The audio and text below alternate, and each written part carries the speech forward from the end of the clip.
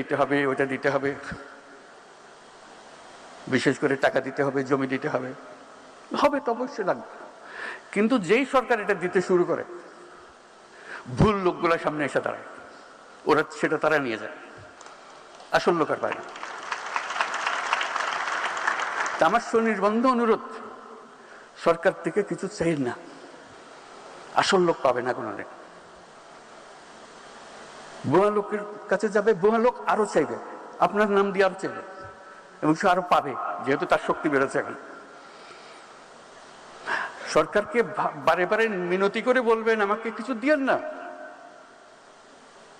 শুধু আমার নীতিটা ঠিক করে দেন, এই কাজটা করে দেন, বাকিটা আমরা সামাল দেব।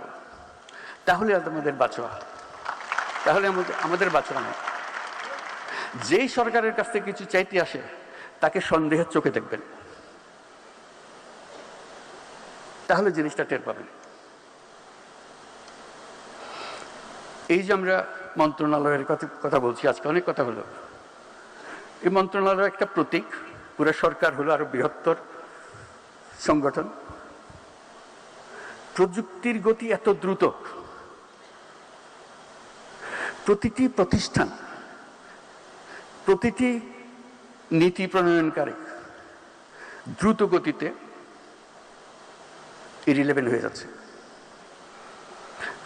কারণ সে বসছে যে সময় যে উদ্যোগ নিয়ে, সেটা কালকে পাল্টে যাচ্ছে, সে কিন্তু পাল্টাচ্ছে না। কাছেই ওই পথে নিয়ে যেতে হলে ওই যারা চোখে দেখছে পরিবর্তনগুলো, তাদেরকে ঠেলে ঠেলে এদেরকে নিয়ে যেতে হবে। একই কাজে আমি নিজের মতো করে বলি, এটা কেউ হয়তো সিরিয়াসলি নেয় না। আমি বলছি সরকারি কর্মচারী 5 বছরের বেশি সরকারে থাকা ঠিক না, কেন হতে তার মন একটা কাঠামোর মধ্যে ফিক্স হয়ে গেছে, এর থেকে বেরোতে পারেনি সে। আবার নতুন লোক যারা বাইরের থেকে দেখতেছে, তাদেরকে নিয়ে আসতে হবে। এটা বিশেষভাবে প্রযোজ্য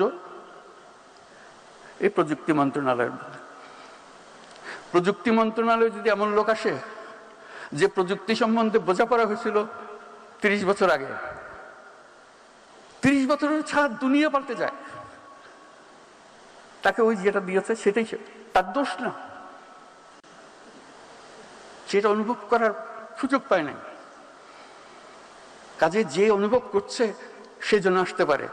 প্রতিনিয়ত পরিবর্তন, প্রতিনিয়ত পরিবর্তন। নীতিতে আসো, নীতি ঠিক করো, নীতি বাস্তবায়ন করো।